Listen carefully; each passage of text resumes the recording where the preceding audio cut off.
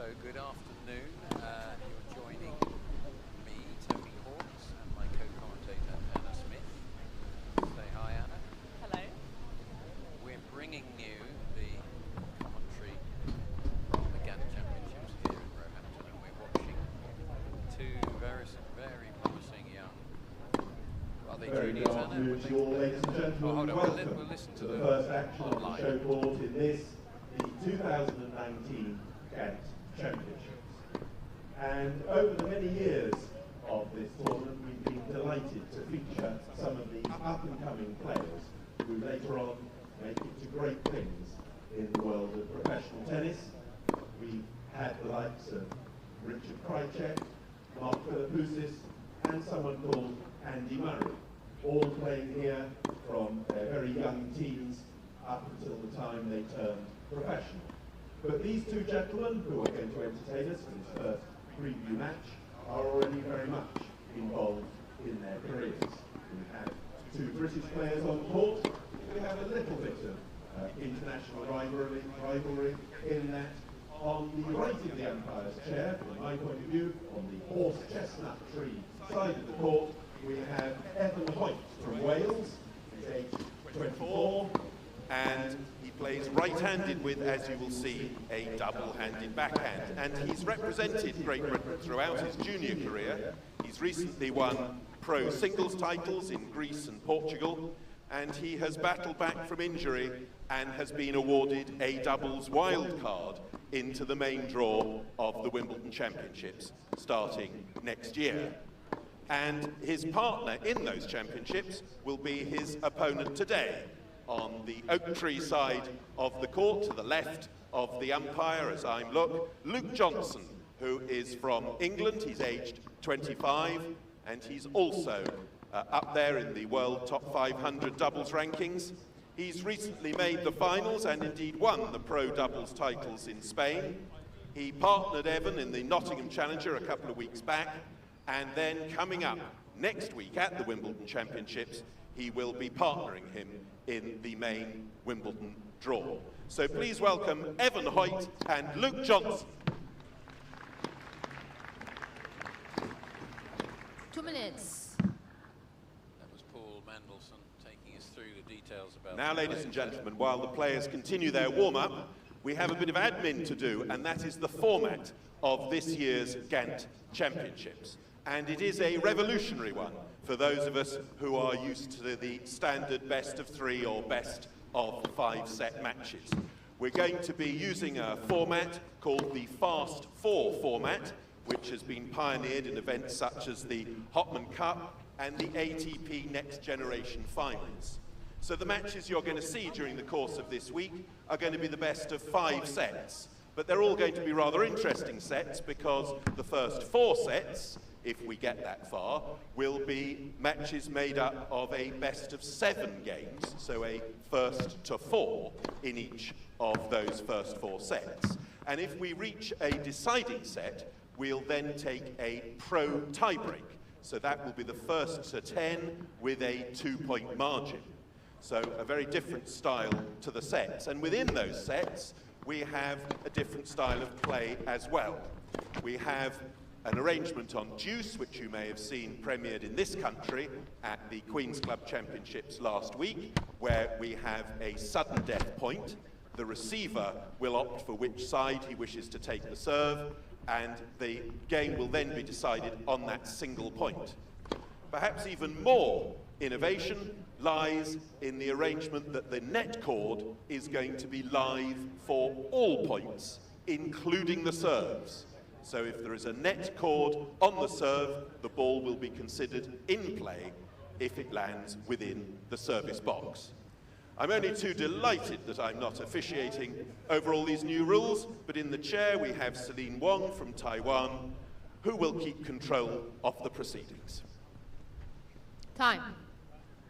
So a very clear description there, Anna, of the rules of this. Have you played Fast 4 format? No, never. And I've also never played where the net cord's in play as well, so this should be interesting. I've never seen that Evan before. Hoyt Presumably if serve. one, because they can fall and die, can't they? Yeah. Let's see what happens. So it's Evan's serve.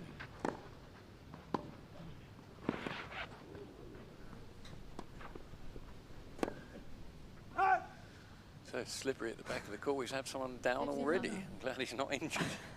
Big fall already on the first point. Well, it must be.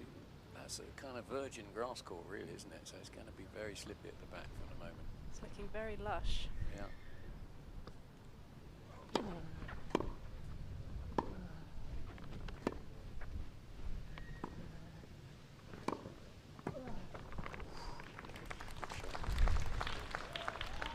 These two 15 all. have reasonably experienced, 24 and 25. Do you think they'll be nervous at this point of this match? No, I don't think so. I think they're just looking to get some match practice on the grass courts ahead of next week. So this is a great opportunity for them to get a little bit of practice out here. There was an example of a net cord, and they both kind of stopped, and then realised that we can't stop. That was a let, and they naturally stopped and then carried on. I know. I think I'd find it very strange as well. I'm so used to playing net cords, and for them to have to play it live, it's weird.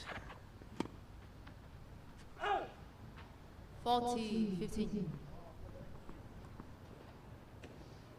So it's Evan Hoyt serving. Looks like he's got a good chance of holding this first service game.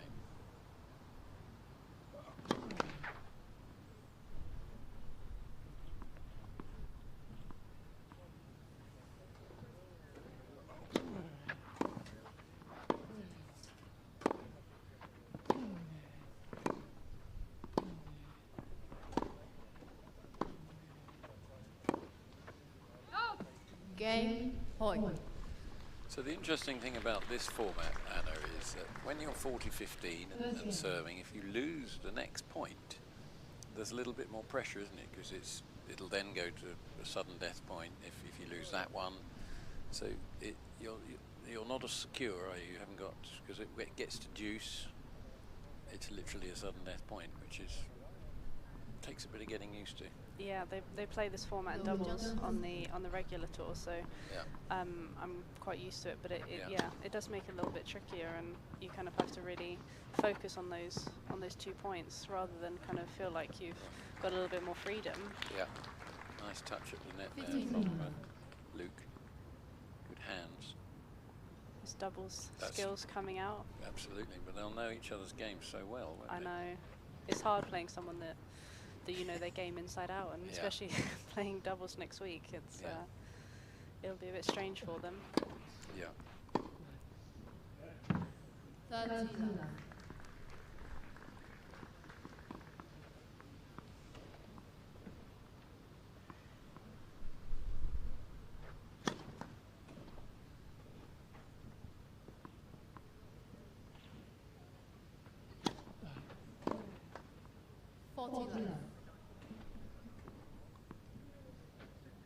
So Luke there doesn't look to be a tall player, but he gets a lot of topspin on that serve, kicking up.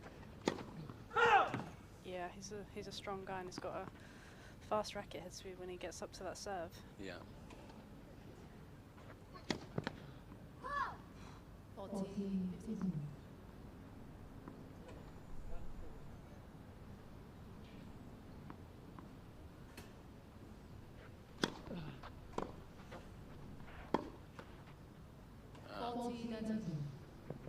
Now I'll be feeling a little bit of pressure because he doesn't. You don't really want to go to that sudden death point if you can avoid it. He's all right. 1-1. So to remind people of the format, best of 5 sets then. First of 4, tiebreak at 3-all. Yeah. Sudden death point if it goes to deuce, and the returner decides which side they're going to return from. Yeah, correct. And then a 5th set is a champion's tiebreak to 10. To 10. Right, we're there.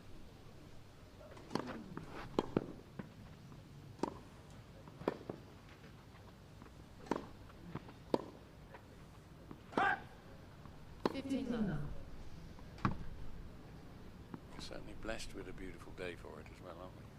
It's gorgeous, perfect conditions, just a little bit of breeze out there, making it a little trickier. It's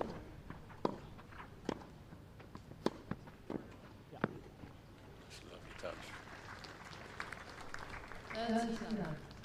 Watching 2 doubles players, we're expecting their volleys to be top notch. just like he showed there.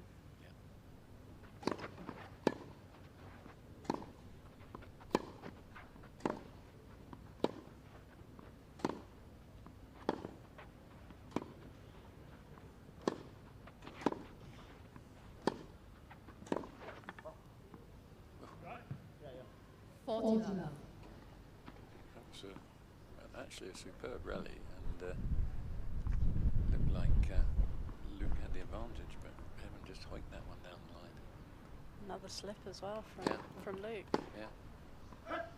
Yeah. So they'll have grass court shoes, won't they? So tell people how grass court shoes differ to the shoes they wear on hard courts or other surfaces. So the grass court shoes I'll be wearing will have little dimples on the bottom, all across the sole of the shoe, to try and gain as much grip as they possibly can, because obviously grass can be quite slippery, but it obviously doesn't make, or it helps a lot, but when the grass courts are so lush like this, you know that you're kind of prone to slipping if you try and move direction too quickly. The courts, particularly at Wimbledon, which is a 2-week tournament, will change quite dramatically during the course of the fortnight. When the bounce will change, it'll bounce more in the second week. It depends on the weather conditions, of course. But I remember one of the years when Nadal won, the second week it was so hot and dry, the court was bouncing like a clay court, which suited him very nicely. He's always very vulnerable in the first couple of days. Yeah, the courts, what I found at Wimbledon, the courts tend to be almost play like a hard court, because the bounces are so good. Yeah. And then obviously as the week progresses, and if there's good weather, the courts firm up even more. So the bounce isn't really like a grass court anymore. Whereas the court these guys are playing on now, the bounces will be a little bit lower. It will take the slice a little bit more. Coming forward will be a good tactic. Yeah. But to be fair, it looks quite bouncy. Yeah.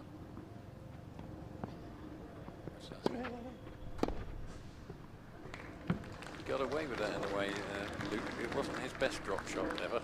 It's very nonchalant, wasn't it? Yeah. They're both hitting it very hard and having some good ground stroke baseline exchanges.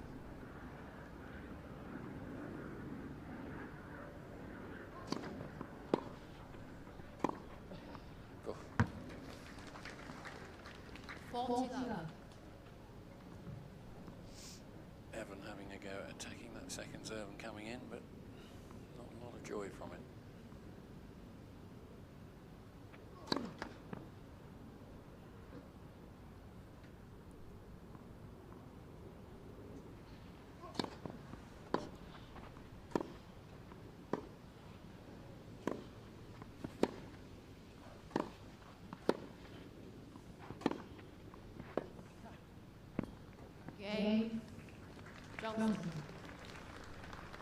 Some big hitting from Luke there.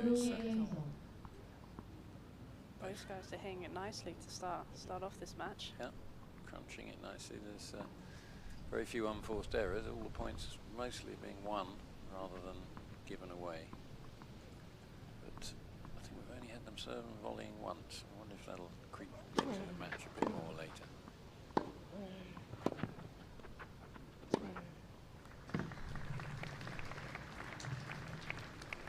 I presume, I've not seen the two of them play doubles, but I presume they serve and volley when they're playing doubles. I actually haven't seen either of them play doubles either, but you would have thought on the grass courts that they'll be looking to serve and volley as much as possible. Yeah.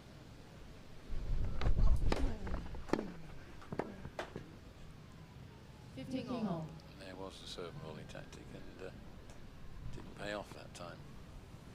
I think it'll be something that they're going to use today to try and practice that for next week as well, because it's going to be an important tactic for them, I think.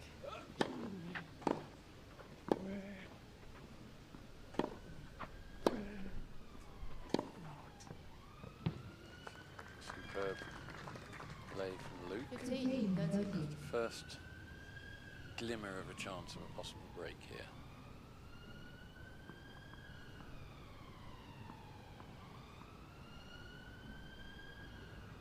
He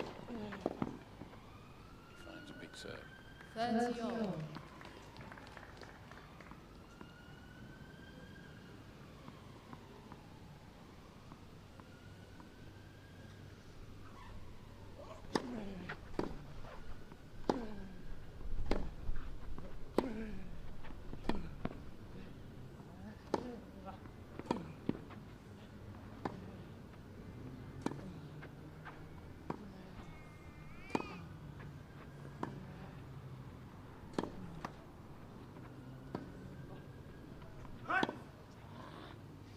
So that would be that was a classic grass court rally, backhand slice to backhand slice. You wouldn't see so much of that on a clay court, would you? No, not overly. It was whose slice is going to be better there, and Luke just won that battle. But it's nice to see a little bit of variation. We don't see it too much on the main tour nowadays. So now we have first sudden death point of the match, and Luke will decide which side he wants to return from. He's picked the juice side. Yeah.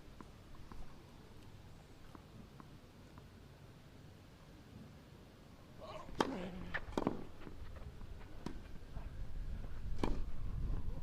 he's made it.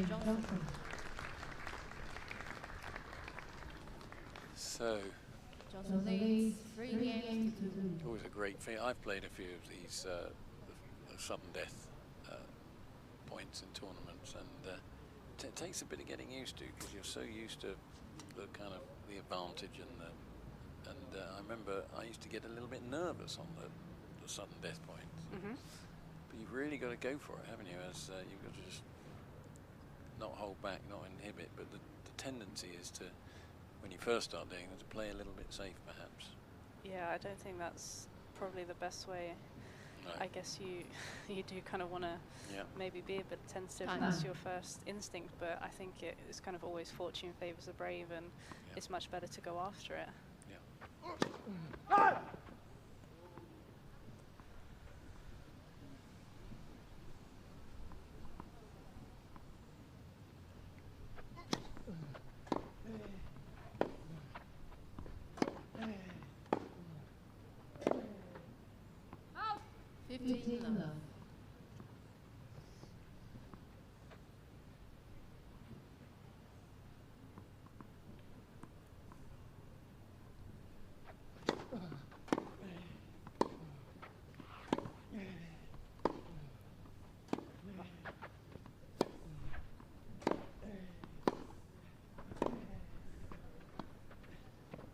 Oh, that's a beautiful touch from Luke Johnson there. 30 love. Built a beautiful point there and then threw in the drop shot. He's mixed up so nicely the set so far, throwing in a few slices, big forehands, some drop shots, coming forward.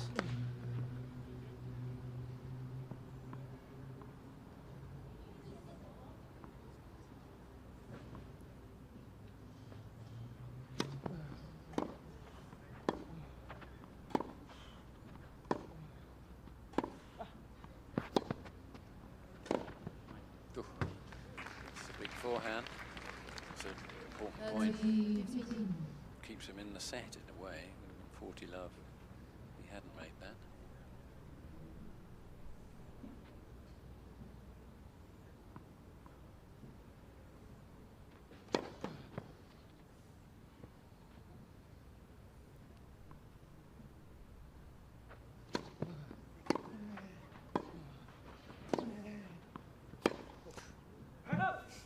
Slightly wild one there, Anna. I think he went for a screaming win across court there.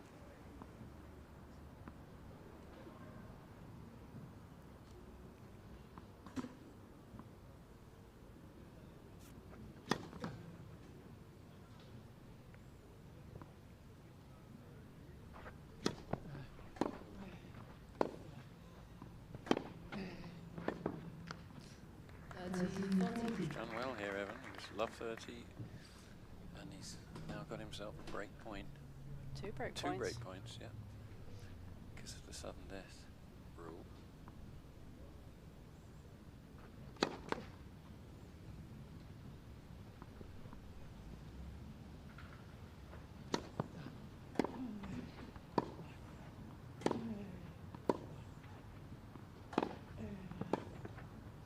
That's right, and he's really gone for it. 4 points in a row gets him back into the set, and we're into a tie break. Tie break.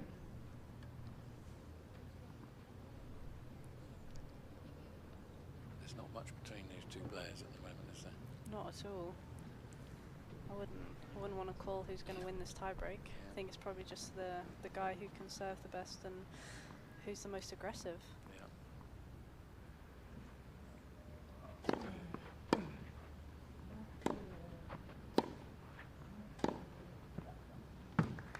the moment, Evan's on a bit of a roll. That's about 4 big forehands he's hit.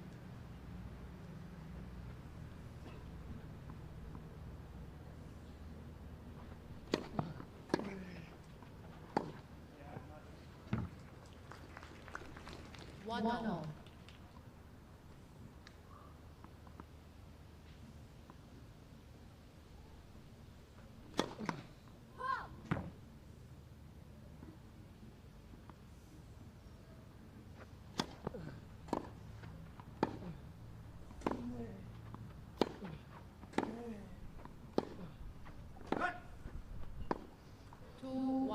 Hoyt. First mini break goes to Evan Hoyt.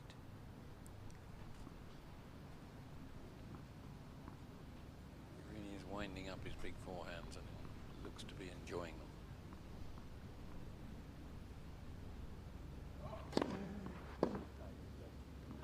3-1. Hoyt.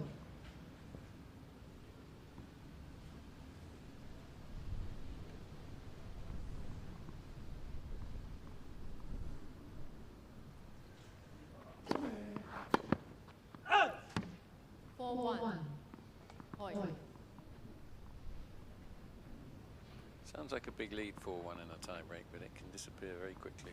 Just one mini break of serve. Yeah. If he can hold on to these 2 points quickly, the pressure's back on Evan.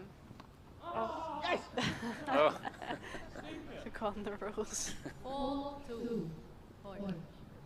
Yeah, so those of you who missed the introduction and the explanation of the rules, they're playing net cords alive, so that in that situation, Evan couldn't stop himself catching the ball because that's what he's done his entire career, and it's a live point, so he needed to try and improvise there and get it back, but it's going to take these players a while to get used to that, I think. Yeah, I think I'd struggle with that as well. It'd be a very foreign concept for me.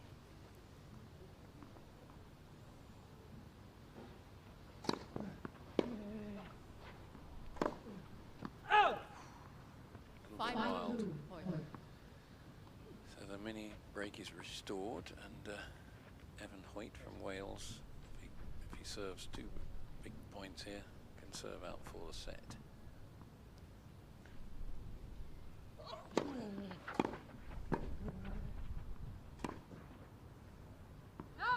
He's overhit it. 6-2. Hoyt. 4 set points now.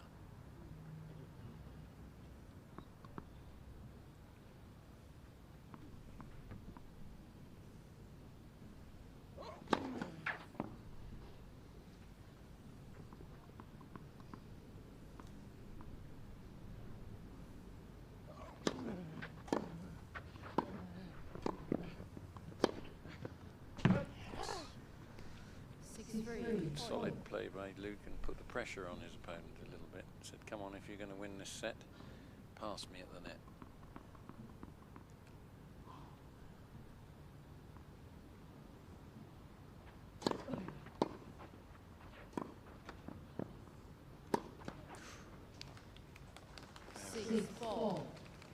Hoyt.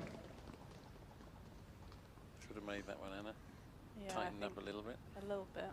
Set point. Serve. 6-5. Hoyt. So every time you think someone's going to take this set, the other player comes back. But it's this time on his serve, his last set point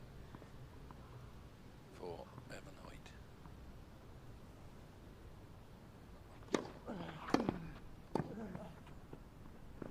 And he's taken it.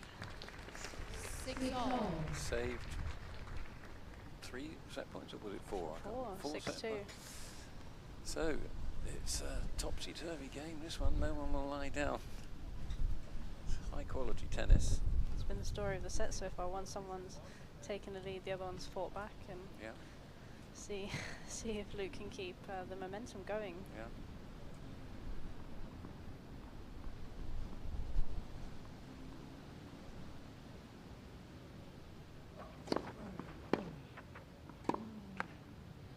Seven, 6. Johnson. And if Evan Hoyt were to lose this, he'd be disappointed to lose 6 points in a row in a tie break, wouldn't he? Yeah, a little bit when he's had when he's had points on his serve to win it, I think he'll be a little bit frustrated at that.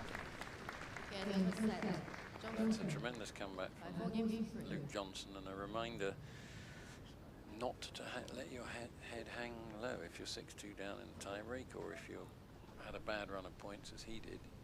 I think a lot of club players can get on their own backs, can't they, and get down on themselves. So as a player, Anna, will you have gone through a kind of psychological training for how to deal with that kind of thing, how not to be hard on yourself? I think it varies from person to person, kind of what works for them and what their routine is. I think obviously the most important thing is not to kind of dwell on previous points and what's happened. Obviously everyone will probably be a little bit disappointed after having those 4 set points and kind of squandered them, and you know, maybe had a couple of chances where he thought that forehand in particular that he missed. But I think he also has to look at the positives. He actually played pretty well in that set, and you know, 99 times out of 100 he'd have won that set, having been 6-2 up in the tie break. So I don't think he's done too much wrong, and as you can see, started with a amazing backhand winner.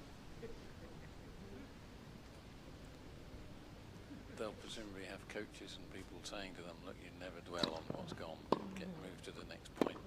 Yeah, of course. I think that's kind of a message that all coaches will say to players. You know, it's all about, you know, you can't really change what's happened in the past, and you know, if you dwell on that, then it's obviously not going to help. Some players, and I was never one of these, are able to use the anger to stimulate themselves. Yeah, it's easier said than done, of course. You know, it's hard when you've had 4 chances to win the set and then, you know, you don't take them, but it's something that you have to practice on over the years and just teach yourself. Yep.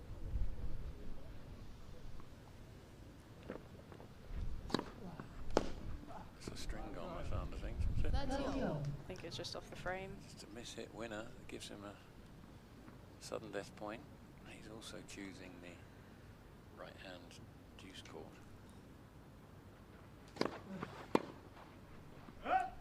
Oh, I apologise. I read the score completely wrongly. It wasn't a sudden death point.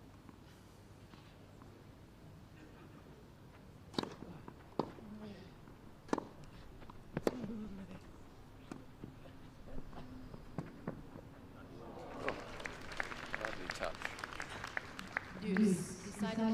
Some of the doubles angles that they will play a lot coming out there. Exactly. It's always nice when one of those comes off. So it is a sudden death point, this time to the backhand court.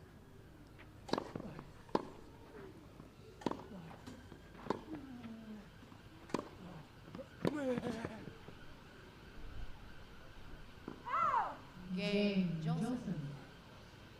And Johnson claims his second sudden death First game, second set. point again. Evan will need to not dwell on that, and not thinking I'm losing these big points, but it's on a knife edge, this game, but Luke just seems to have the edge on some of those bigger points.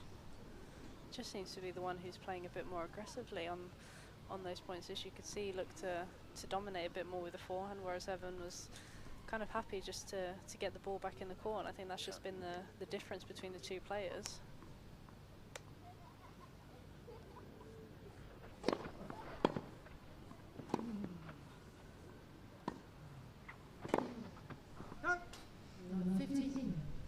So these guys, what will their years look like? Are they on the road a lot of the time, doing challenges, futures? What's it look like for them at their level of tennis they're at? Yeah, they'll be travelling a lot of the year, probably sort of 25, 30 weeks of the year tournaments. Mainly in the futures and the challenges at the moment. Obviously next week they got a wild card for Wimbledon, so that would be probably the highlight of their year. But it'll be tough. They'll be mixing between, I don't know about Luke, but I think he plays maybe a little bit more doubles. He still plays singles, but Evan is focused on both, so they'll be mixing it in with trying to play some doubles challenges as well as singles futures as well. And is that hard to make a living doing that? Yes, definitely. Just in terms of all the outgoings outgoings of accommodation Yeah. and travel. Exactly, it is very financially tough, and obviously playing Wimbledon next week will help a lot. But you know, it is a struggle, and the level of competition that these guys face, the strength and depth of those challengers and men's tennis in general is incredible. So they're having to sort of slog it out every week. Yeah. And looking at them, you know, the difference is not huge, is it, between them and the top players, but it's enough. Yeah, it's, you know, you look at the guys and the way they're striking the ball, and you don't see much difference between them and the top guys. It's just the little things that make all the difference, you know, whether it's how brave they are on a break point, Yeah. or, you know, the top guys, they just don't second guess themselves. They back themselves fully, whereas you saw a couple of times in that first set that Evan was a little bit passive, and Yeah. you know, you wouldn't see any of the top guys doing that, and that's just probably the 1% difference.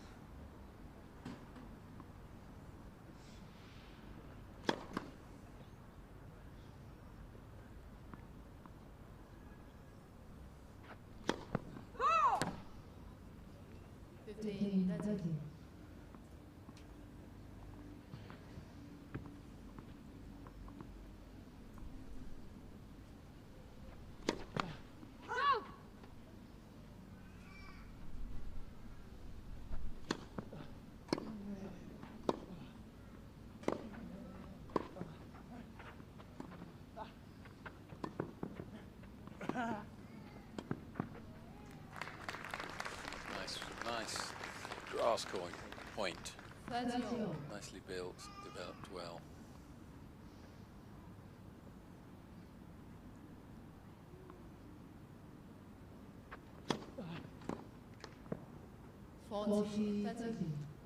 Good effort. The shot, you don't see that much, the slice forehand. No, you don't. It's a nice change though, although it just clipped the top of the tape.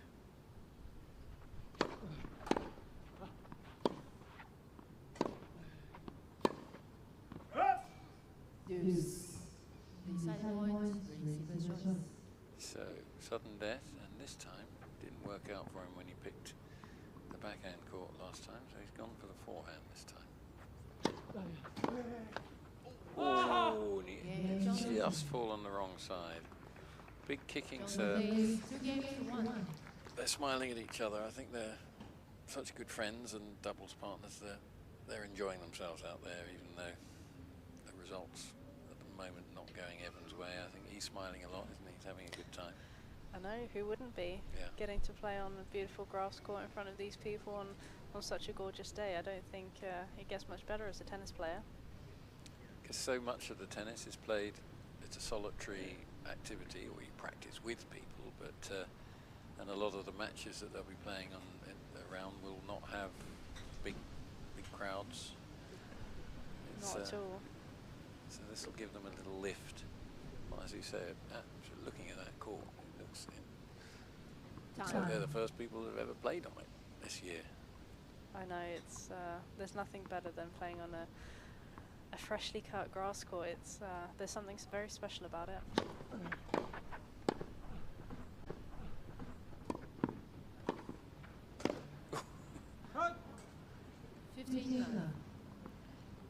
It's a shot, another shot you don't see much. It's a smash from the baseline. We've all tried it at some point. My microphone's there. But I don't think it's affecting them on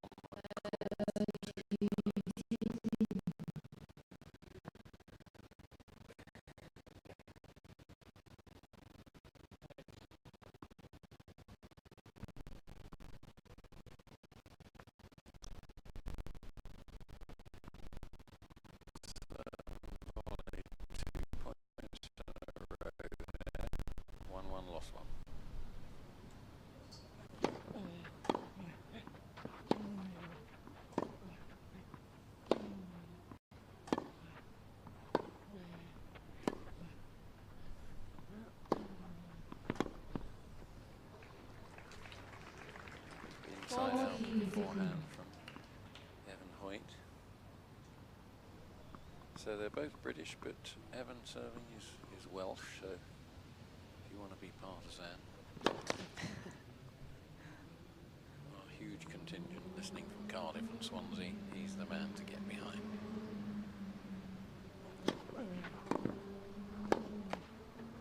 Oh! 40-30.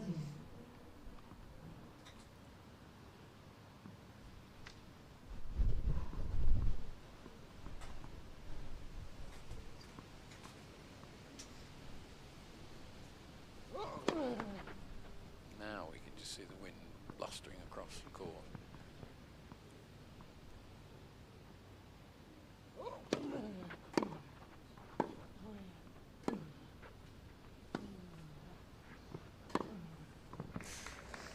It's a pretty good approach. He got the depth, didn't he? But Side point. Luke still had time, didn't he, to settle himself, pick his spot. He just seems to be picking him off at the net at will at the moment. So sudden death point to the forehand court. Luke has so far won all of every single sudden death point they played. And Game Hoyt. that'll be a relief to Evan to have won one of 2 those game. sudden death points. I know you can sometimes feel you're in a bit of a rut when you lose a couple of those, Yeah. but it would be nice for him to break the chain of Yeah, the points and get that one on the board. definitely.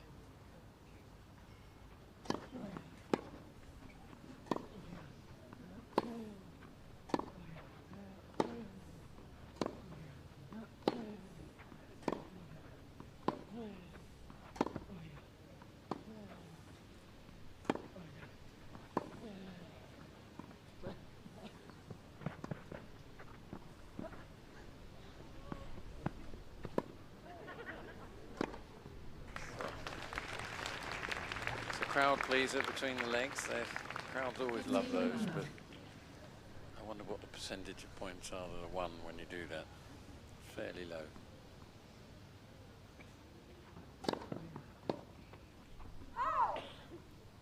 It's a lovely point, the point before preceded it. Beautiful play by both players.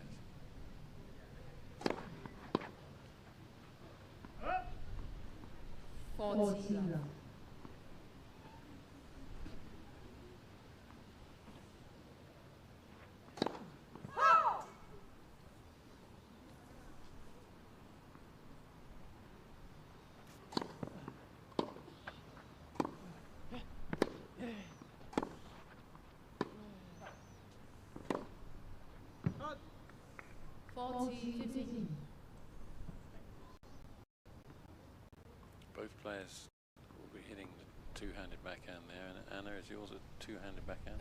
Yes, I am a double-hander, always have been. Although I would love a single-handed backhand, but just never quite could pull it off.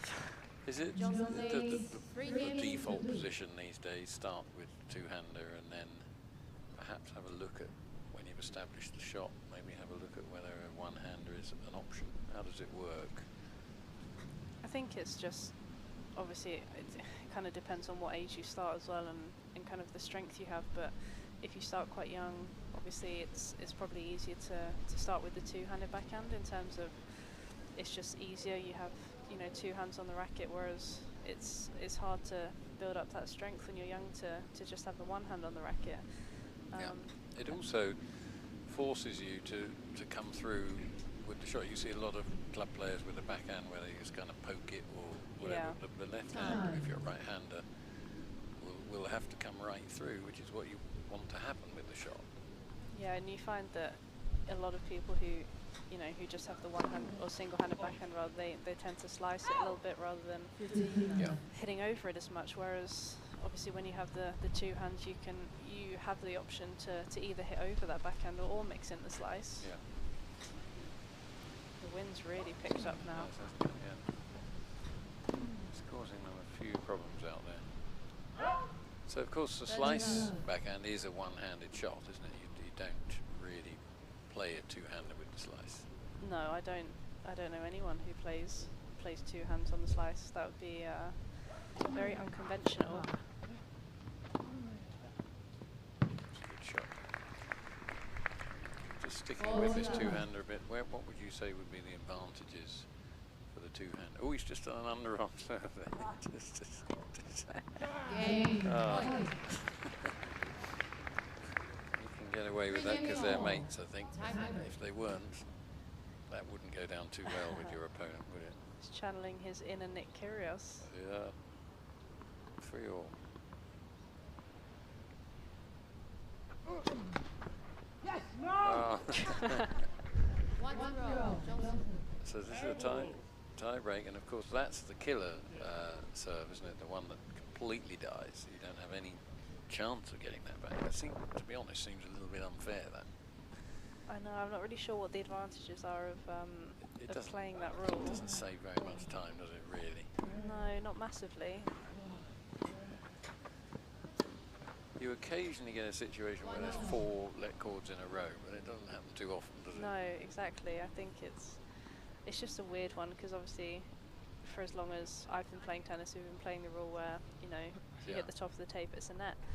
Yeah. Whereas they've now introduced it into the juniors, and I'm not really sure what the plan is. Whether it's definitely going to be introduced to the seniors at some point It's in the possible future. to lose a match on one of the let cords, really lucky let cord. Yeah. That seems a little bit cruel, doesn't it? Yeah, I think it would be quite tough to take if you were sort of down match points, or you had a couple of break points against you and you lost both of them purely guess- on a net tape. But the argument, of course, might be, well, but you get the net tape during the rallies as well, and that's just as cruel when that happens. True. I suppose there are pros and cons for both of them. It's Yeah. if the luck's on your side, you'll be all for Yeah. it, and if it's not, you'll definitely be opposed to Yeah. it. 3-2. Johnson.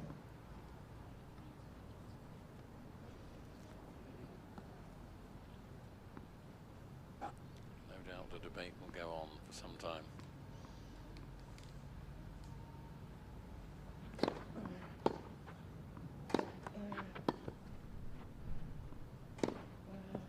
Got a very big forehand, hasn't he, Evan, when he opens up those shoulders?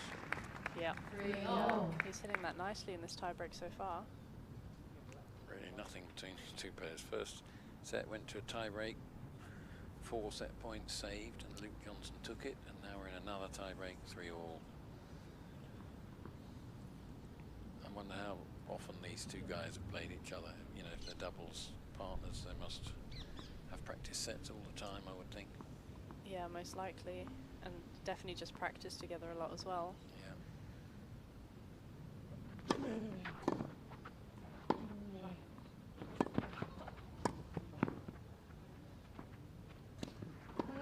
Oh, he guessed right. Beautiful.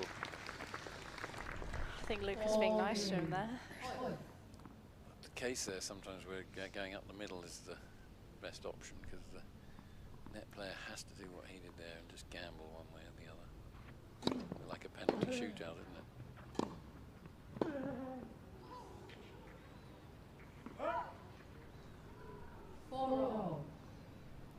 Still dead level, 4-4.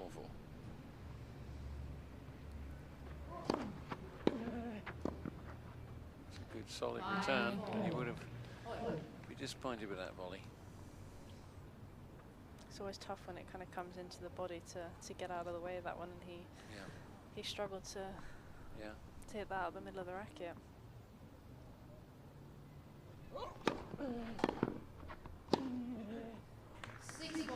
Sweeps that one away. Well, he's only got 2 set points this time, as opposed to the 4 in the previous set, so we'll see what he can do with these.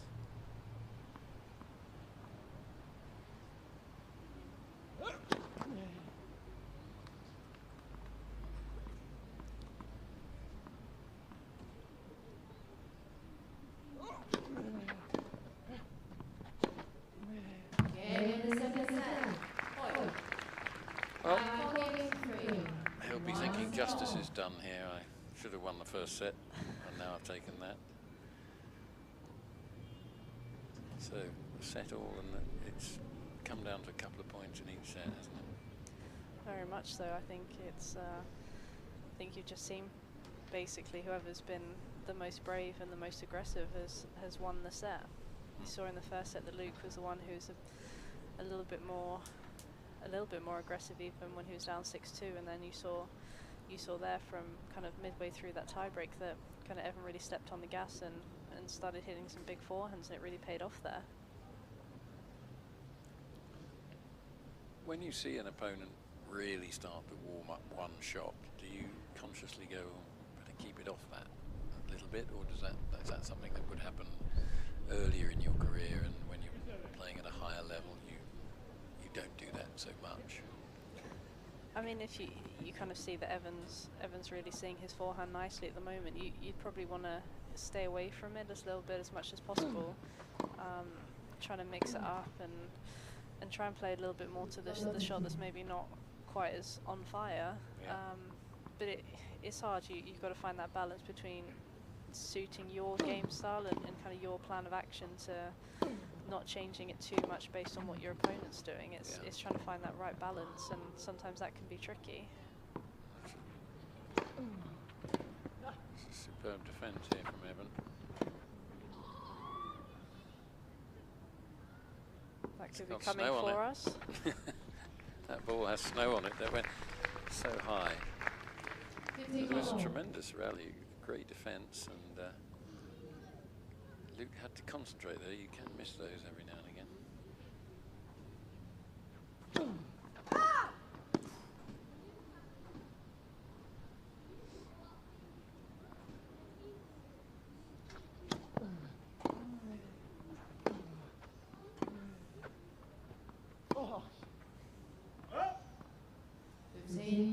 Just got caught a bit there. Was it a funny bounce that got him there, Anna? I don't know what it was.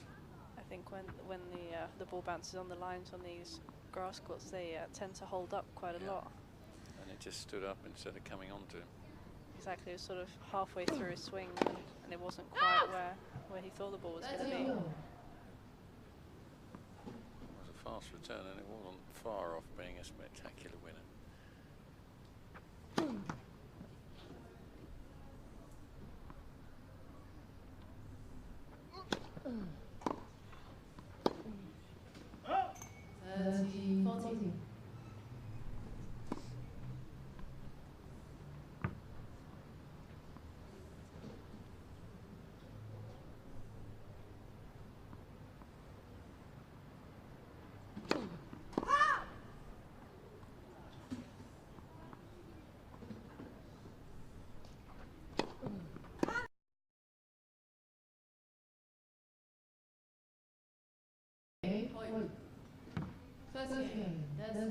Well, you never want to lose a serve on a double fault, do you?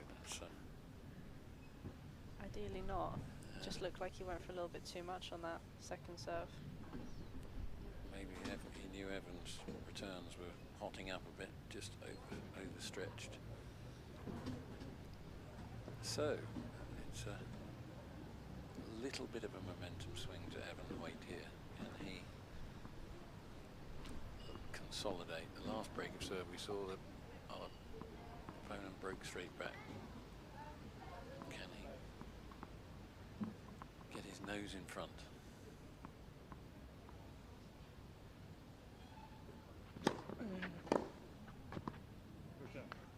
Beautiful return.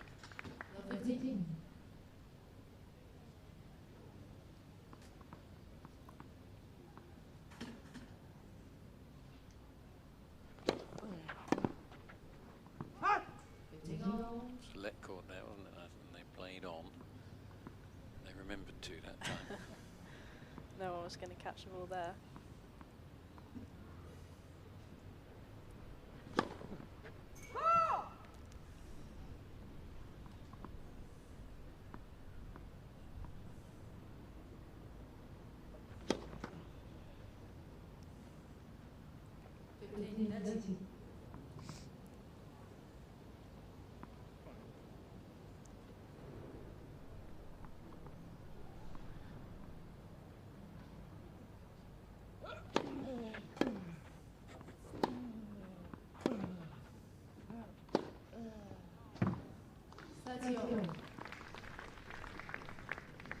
It's his favourite shot, I think, that one where he rips that forehand away.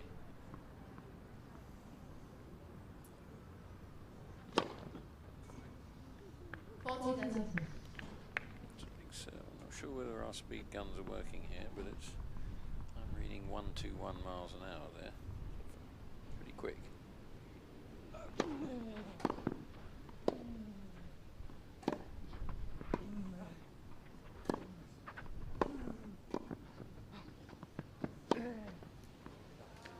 Game.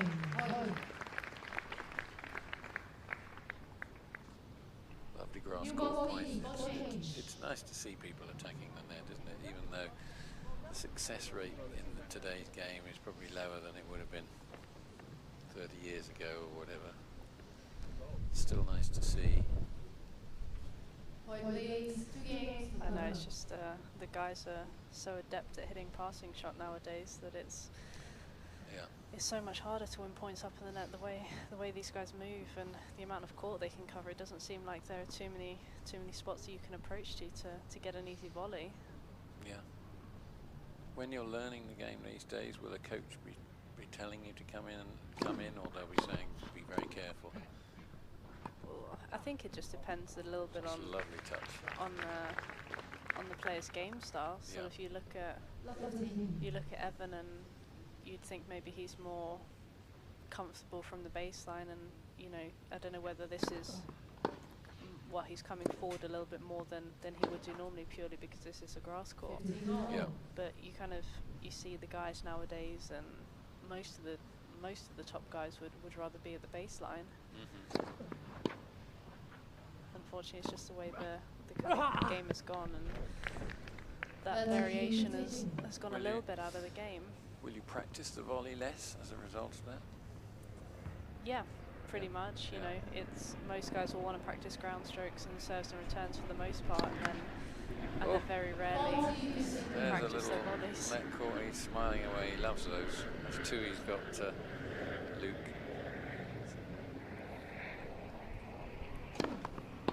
Another let court. Beautiful serve volley play that time.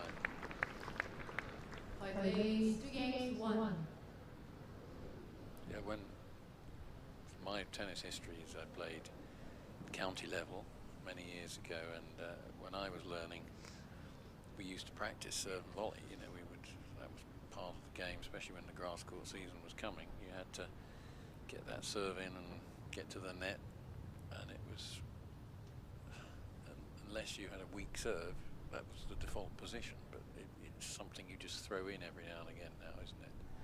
Yeah, nowadays it's used just for a bit of variety. It's a shame that it's not such a prominent tactic, because I think the crowds love seeing the guys at the net and the fast hands that they have to have, but it just doesn't seem to be as well used anymore, which is a shame. Yeah, I think when Federer first won Wimbledon, he was serving volleying all the time, and then it was round about that period that it started to change. I think they did change the pressure in the balls a little bit, and the kind of grass that was at Wimbledon. The feeling was it was all getting a bit too fast. Yeah, it's trying to find the balance between having, you know, enough rallies and it not being just a serve and a return. Yeah. Because obviously that's not necessarily the most fun to watch, but nowadays Wimbledon, the grass courts are pretty slow, and they kind of play a little bit more like a hard court. Yeah. I've heard it said that they sometimes say that the Australian is quicker, or the hard courts, depending, I suppose, on the weather. If they get a long run of hot weather at Wimbledon, it slows up, doesn't it? The Schlesinger balls are quite heavy as well, though, which makes it a little bit slower as well. The balls they use at the US Open and Australia kind of fly through the air a bit more, and obviously the heat and the humidity as well. And he's got his first one, Evan. The crowd haven't quite cottoned onto this rule yet. The players certainly have, and enjoying it. Yeah, the crowd seemed to be a little bit confused as to what's going on. They couldn't quite understand why he was shouting yes. Yeah.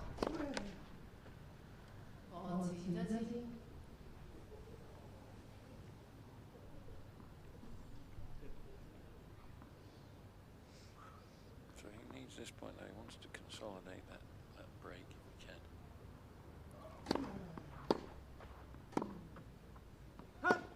Deuce. Beside points. Receive shots. Sudden death, and Luke's going for the backhand this time.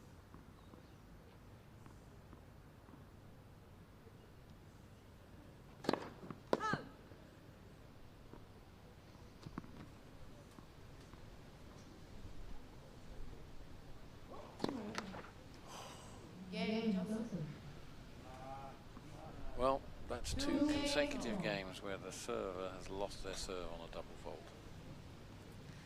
Not the one. He was 40-15 up there and looking to consolidate the break, so no one's managed to do that yet in this match. Break serve and then hold. No, and that's not normally the way it is in men's tennis.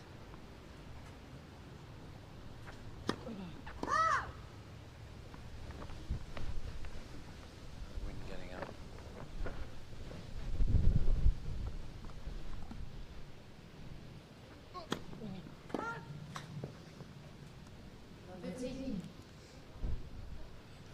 Another double fault there, and I think it's fair to say that the wind is having a slight effect on their serves, isn't it? The ball tosses. The ball is blowing in the air now when there's a gust. Yeah, it's picked up quite a lot in the last couple of minutes. It makes it tricky. Looks like both guys are trying to take a little bit of pace off that first serve and just try and make it get a high percentage.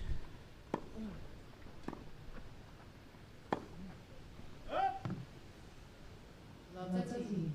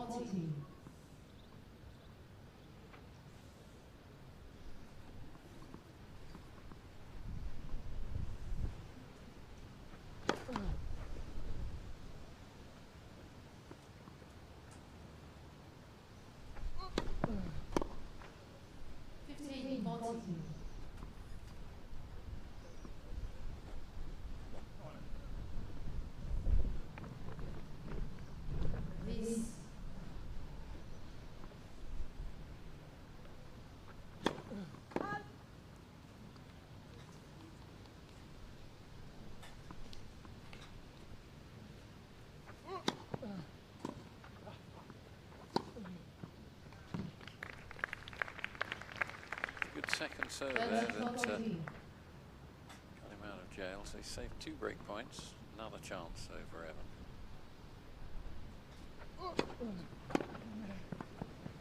That's it.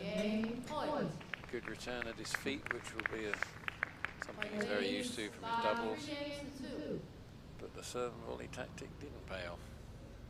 No, sometimes it's quite nice to have a target to aim for. It's sometimes trickier if the guy's staying at the baseline, whereas it is nice to have something to go for, and you could see that there he got the return right at his feet. Yeah.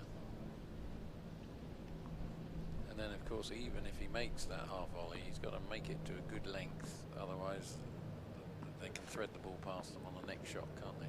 Exactly. He doesn't really have too many options there. It's either try and go deep with that half volley or dink it short, but then it has to be so short. Yeah. Either way, he's got a tricky shot on his hand. So that was wrong choice for that approach shot there. Will we see the service break consolidated here and a set taken?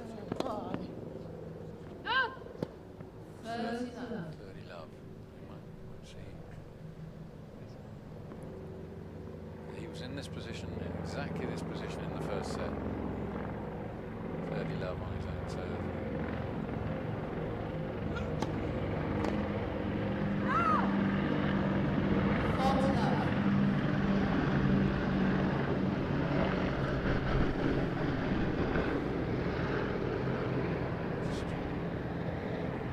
Bit of security there overhead.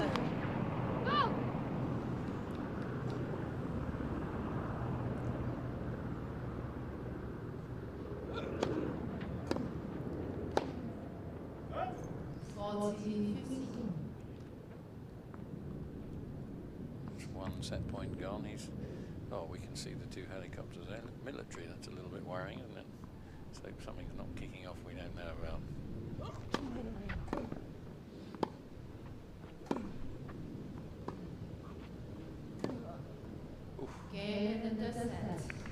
So that was it. First signs that the Welshman Evan Hoyt might might just be stamping some authority over this match. He lost 4 set points in the first set, and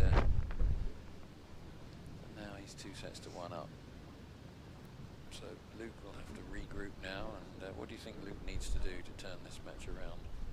I think it's just a couple of the sloppy errors that crept into his game in that set. You know, Evan stepped it up a little bit more, and his first serve stats are very impressive. You know, there's quite a big difference between Evan's and Luke's. You know, the first serve's in was close to 80%. I think that's a huge thing, especially on grass. If you're serving well, then you're always kind of holding your serve pretty comfortably and putting pressure on your opponent. And you know, he looked like he was playing very solid and hitting his forehand really well there.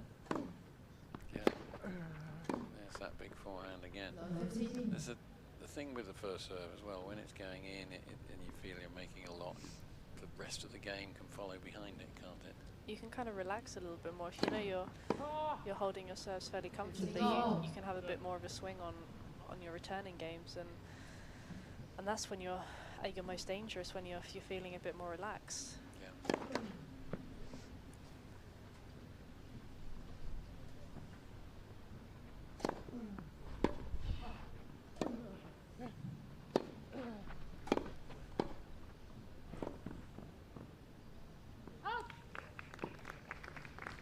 It's good grass court play, good approach shot, solid volley. He's enjoying himself out there at the moment. Just feels like the match is a little bit more on Evan's terms at the moment.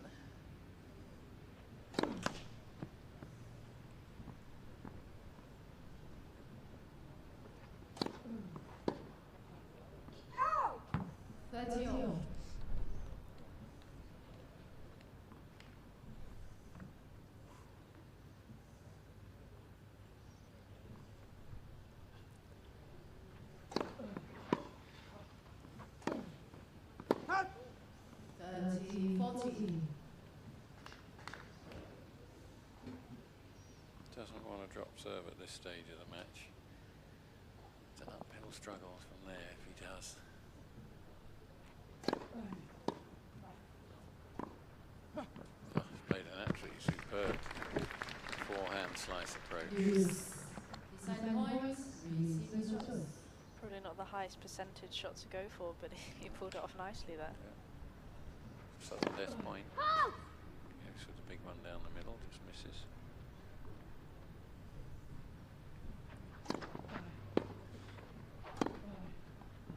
Oh, very good from Luke there. He was in a lot of trouble at one point in that game. I think the match could have slipped away from him if he hadn't held there, so that'll give him a lot of confidence. Stops the momentum in Evan's favour as well. You kind of, like you said, you felt Evan was getting the upper hand a little bit more and taking the match by the scruff of the neck. It was crucial to get that hold in that first game. And he can say to himself, now I can go for it a bit now. I can just attack his serve, go for some big shots. And who knows, let's see what happens here. Especially when you serve first in the set, if you can kind of lay down a marker and get that first game, then the person who serves seconds is always under a little bit more pressure.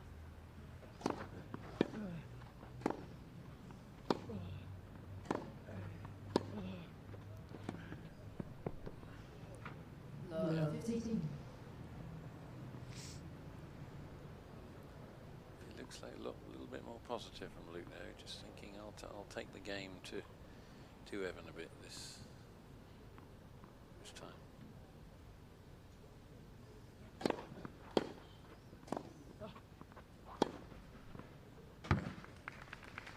Love 30. Love 30.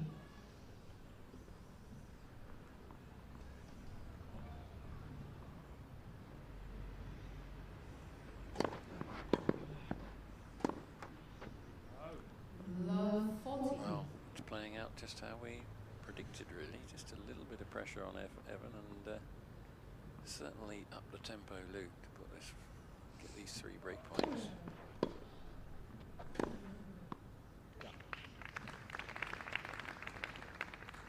He doesn't miss that one too often.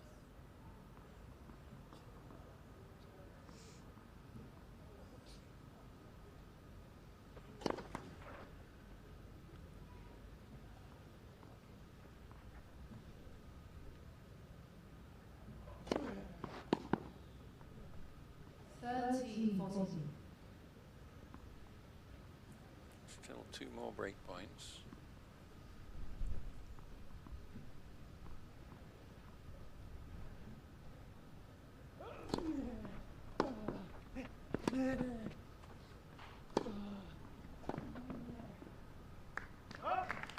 Game, Johnson. Play, so Johnson has them. Johnson leads 2 games to love.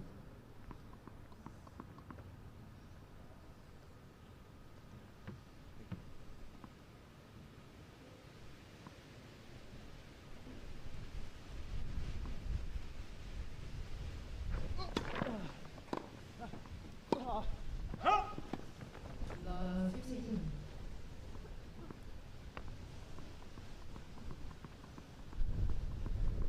Wind really gushing through the trees there at the back of the court, and that's making the ball toss difficult, but 54. stopping from serving an ace.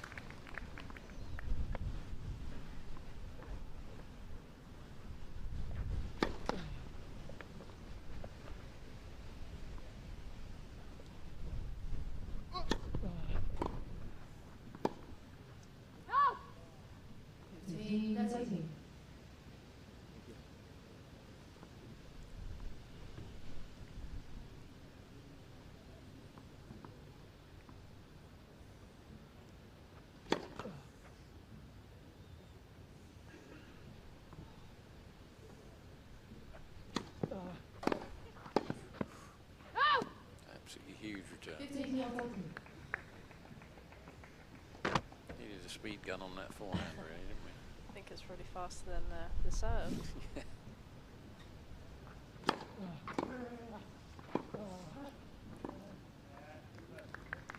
Did well to deal with that. 30-14. Still another break point.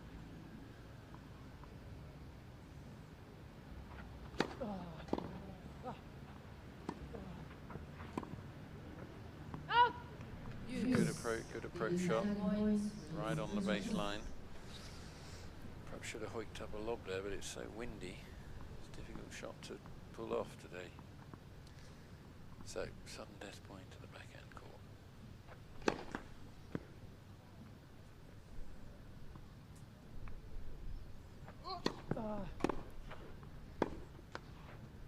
Game, Hoyt. And again in this match, no one can really Johnson get their leads nose 2 in games front to for love. long. There's the break back.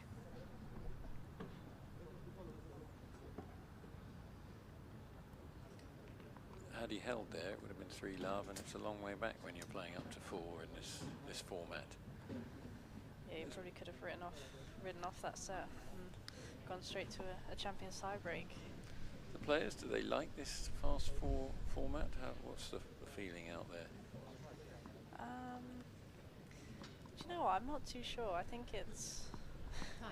I think whoever gets that first break will say, "Yep, I really like it," Yeah. and then whoever's down will say no.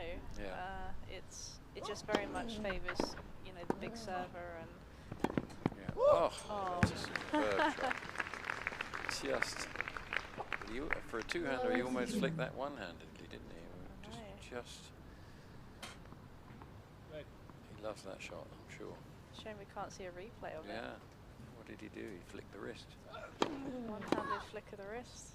It's difficult to keep the control and keep it in the court with that shot.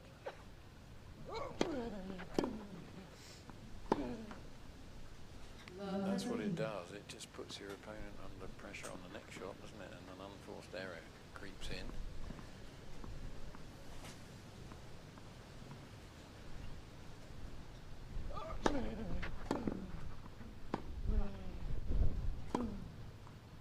And then another unforced error.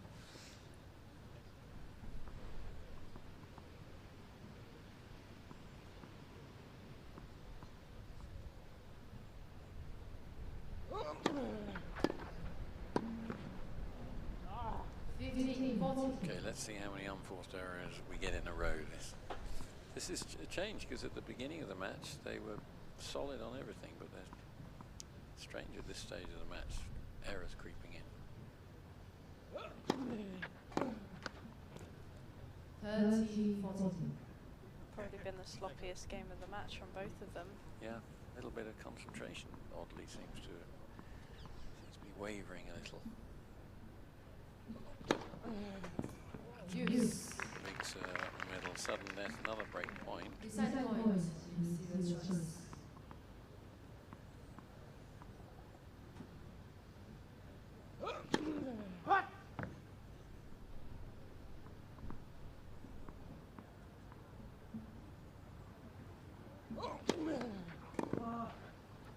It's live here, that let cord.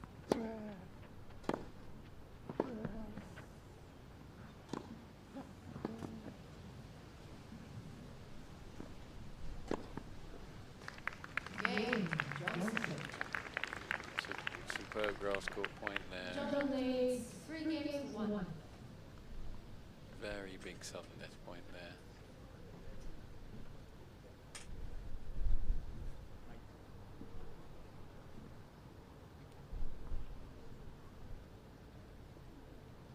Great opportunity to serve out for the set.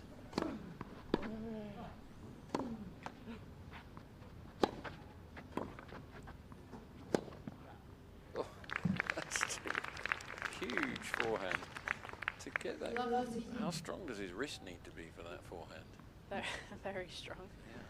Yeah. Because he's whipping that from very, very low there. And he got such an angle on it as well. Yeah. He didn't even go deep.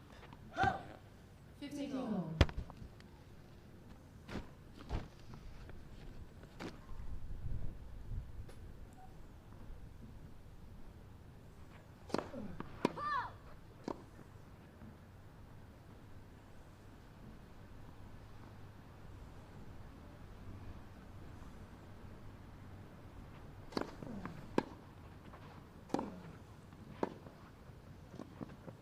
That's a lovely touch volley. Of course, that volley is very effective when the grass is lush like this, isn't it? In the middle of the court, the ball won't be bouncing quite as high. No, sometimes on those ones you can be tempted to go back deep, and that gives your opponent a chance to get back into it. But those short ones are horrible to get to. Yeah. That's all. Came to the net. This time he found a nice backhand drilled down the line.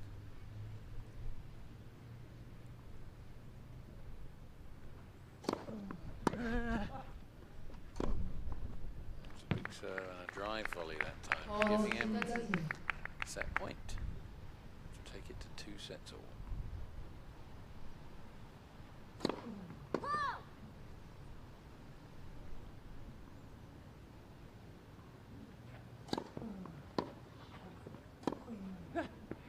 He's done it. Game and Johnson. Johnson. So just as you and I, Anna, said, Evan had the momentum and it goes to 2 sets all. I couldn't call this match, could you? Ladies No, and I think gentlemen, we might have jinxed it. Yeah. Now we play to decide the match. If you just go based off purely what happened in that set, you'd say that Luke's got the momentum. But then, as we've seen in the previous ones, it's been so up and down. It literally is turning on the sudden death points and a few here and there. It's evenly matched. Yeah, the stats are very similar. Yeah. Just the percentage of first serves to Evan is a little bit higher, but Yeah. you know, it's kind of a toss of a coin as to who's going to prevail in this super tie Yeah. break. Final set. You usually fancy the bigger server a little bit. I'm going for Evan. Stick my neck out here. I'll have to go for Luke then. Okay.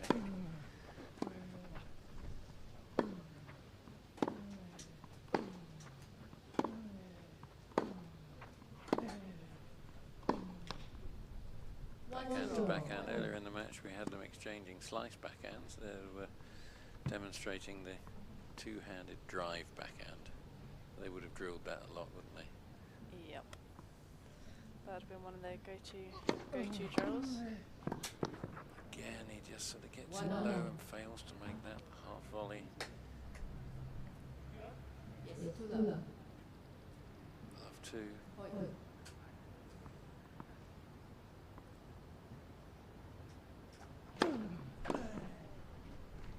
Finds a big serve. Johnson.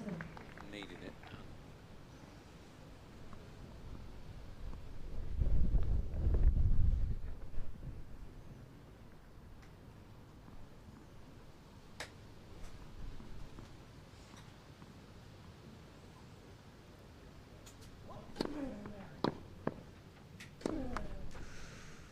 That's the shot. He's been playing so well throughout this match, just tightening a little bit. Missed one of those in the first set tie break that cost him dear. 2-2.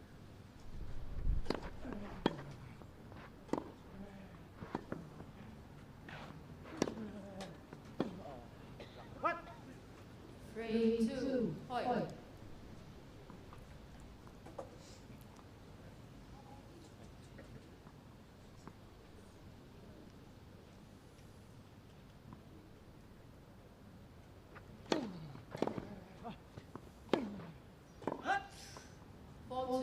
Two. So a mini break now for Evan. Champions tie break up to 10, isn't it? Yes. So the momentum, you've got a little bit more leeway. It's a longer.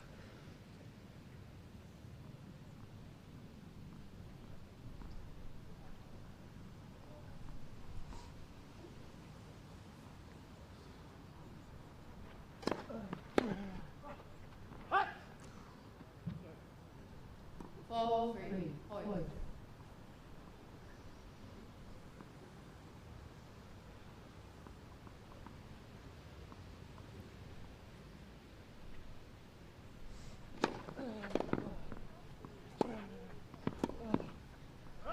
Just trying to flick it over there.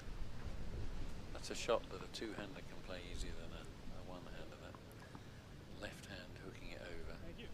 Yeah, I don't know if that was the best shot to go for in a 4-3 in the super tiebreak, but was just missed it.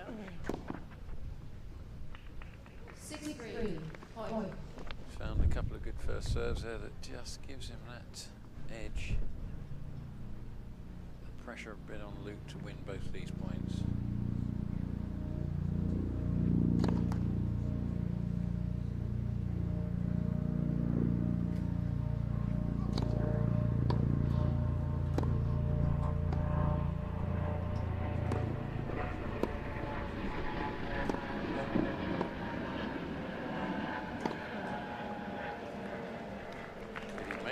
Like it might have been long, but it's been called in.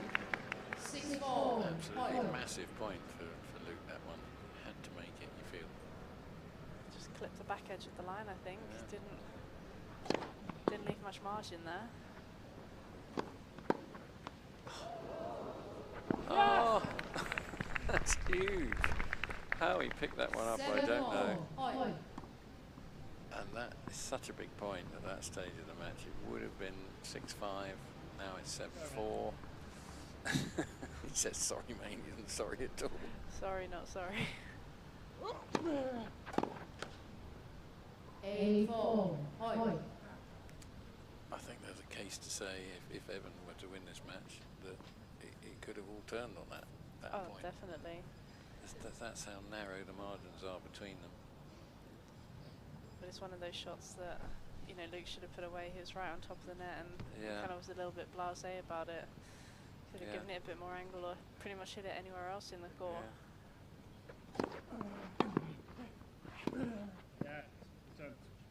So that was a positive play by Luke there. Attacking the second serve and saying to his opponent, you know, if you're going to win this, you're going to have to make some big shots.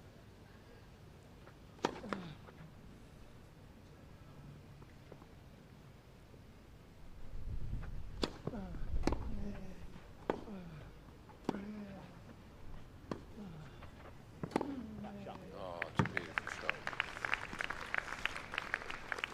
The wrong play to come in there, and that just wasn't quite deep enough, was it? He had time to set himself for that pass. Yeah, probably the approach shot wasn't deep enough, but also he started off so deep in the court, so he didn't give himself a chance to get close enough to the net. It kind of gave Evan that line shot, and he hit a beautiful backhand down the line. So he steps in on one of 4 match points, and now he has 3 more. Certainly went for it.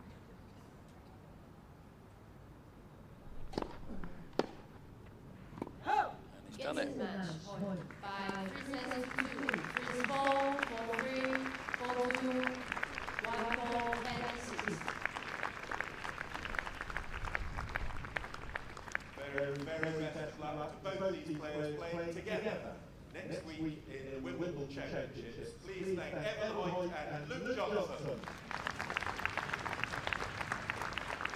good match, Anna, wasn't it? Yeah, very good quality. I thought they both played really well, and you know, it was an impressive level they brought out there. Yeah, a good quality tennis, nothing much between them. I won't rub it in the fact that I picked the winner. To be fair, if I'd been able to pick first, I probably would have gone for everyone as well. Okay, so we'll be back shortly with Marton Fucsovic. How do you say that, actually? Fucsovic. Which one? We can't get that one wrong, can we? And then to Matasevic. So join us for that match shortly.